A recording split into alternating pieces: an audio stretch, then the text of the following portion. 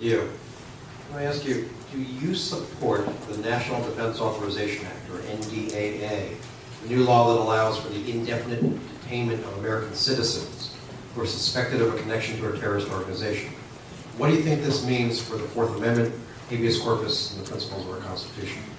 I think this is one of the most egregious violations of the Constitution, certainly in my lifetime. It eviscerates our Fourth Amendment, our Fifth Amendment, our Sixth Amendment rights. For the first time in the history of our country, we now have a federal statute on the books that allows the President of the United States to order the United States military into America to seize and detain a United States citizen and to hold that citizen somewhere, anywhere in the world, in military custody without charge and without trial. It is profoundly unconstitutional.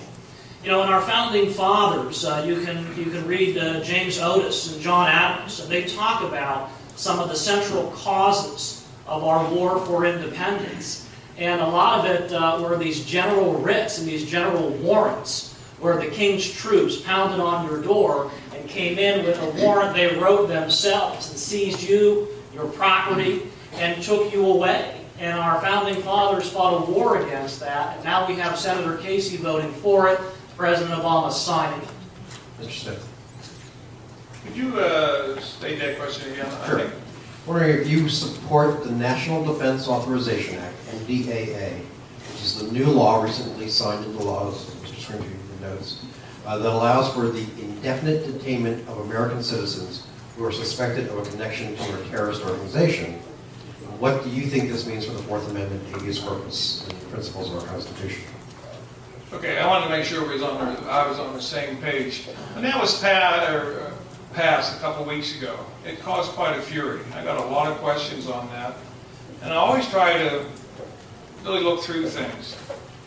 If that was in there, yes, that is not a great thing to have. But you know, defense, it's a balance. We have to balance, and that's a tough balance we have between our individual liberties and our security.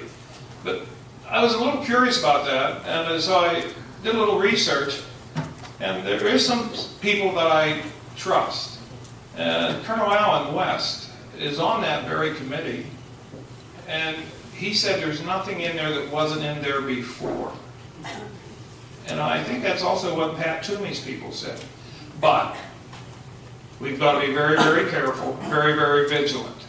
There's no way in this world that I would agree that an American citizen could be held by the military indefinitely. But as they say, that's not in there. But that's where I stand on that, but I'm very curious about that.